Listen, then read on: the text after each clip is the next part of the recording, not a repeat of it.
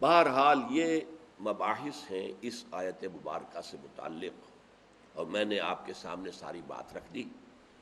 نہ میں کسی کا مبلغ ہوں، نہ یہ دینی مسئلہ ہے، یہ فلسفے کا مسئلہ ہے۔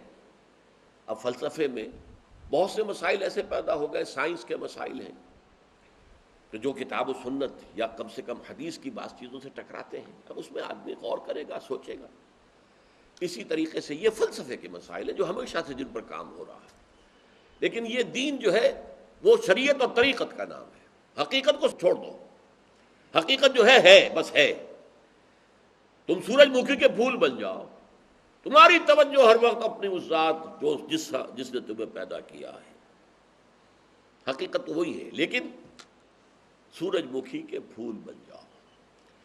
لیکن اسے آپ غلط کہیں، مجھے کوئی اعتراض نہیں، لیکن یہ کہ ایک شخصیت کو میں ایسے سے واقف ہوں جو اہل حدیث بھی کٹر تھے اور صوفی بھی بڑے تھے۔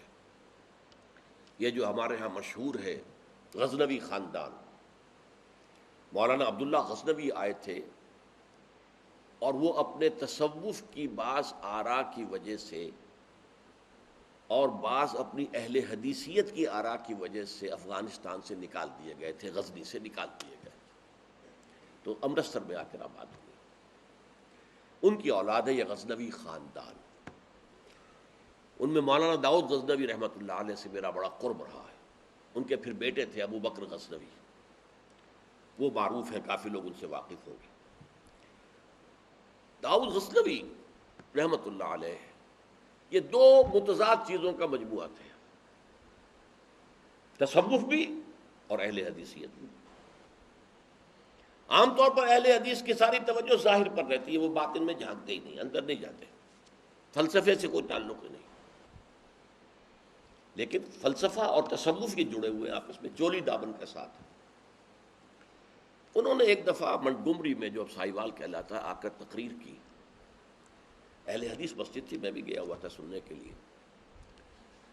انہوں نے وہ اہل حدیث نوجوانوں سے کہہ رہے تھے کہ دیکھو تم اپنے مسلک پر قائم رہو، ہم غیر مقلد ہیں، ہم کسی کے مقلد نہیں ہیں، نہ ابو حنیفہ کے نہ مالک کے، لیکن کبھی بھی ان ائمہ کی توہین نہ کرنا۔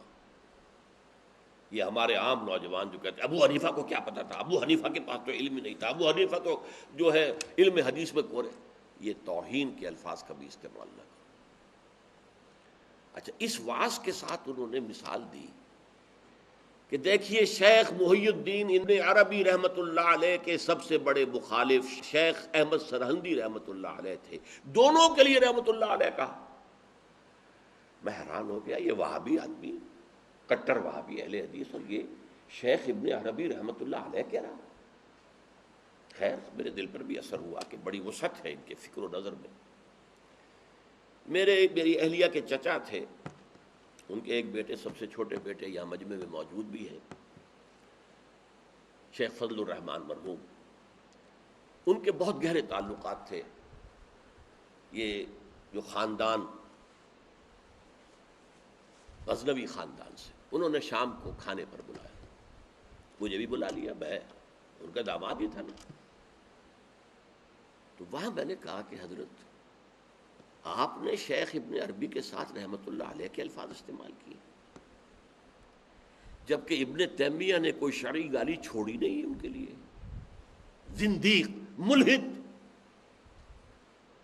اور آپ اہل حدیث ہیں، یہ کیسے ہوا؟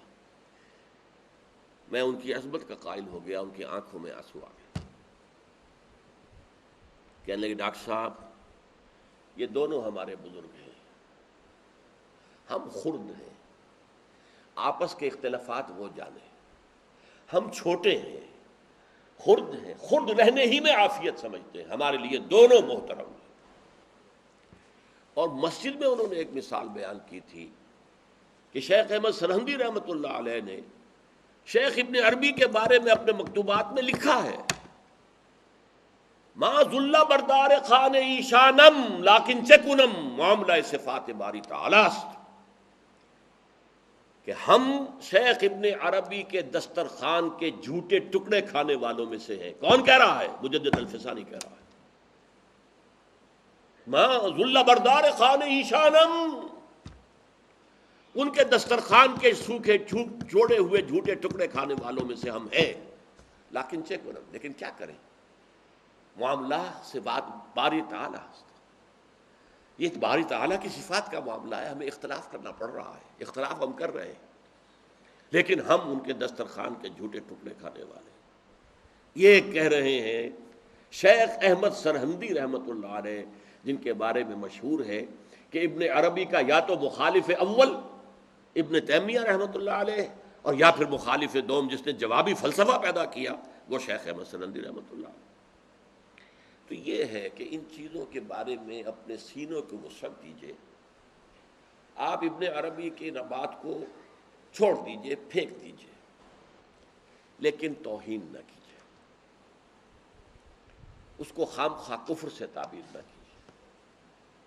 یہ چیزیں جو ہیں، اور پھر ہمارے سارے صوفیہ جو اس کے قائل ہیں، پھر ان سے بدزنی ہو گئی، میں صرف اس لیے کہ وہ بدزنی اور دلی نفرت کا معاملہ ختم ہو جائے، میں یہ ساری بحث اس لیے کیا کرتا ہوں، ورنہ میرے عام دروس میں ان مسائل پر گفتگو نہیں ہوتی ہے، بڑے گہرے مسائل ہیں اور ان کا سمجھنا عام لوگوں کے لیے ممکن بھی نہیں ہے، بلکہ عام آدمی کے، یہ جس کو کہتے ہیں نا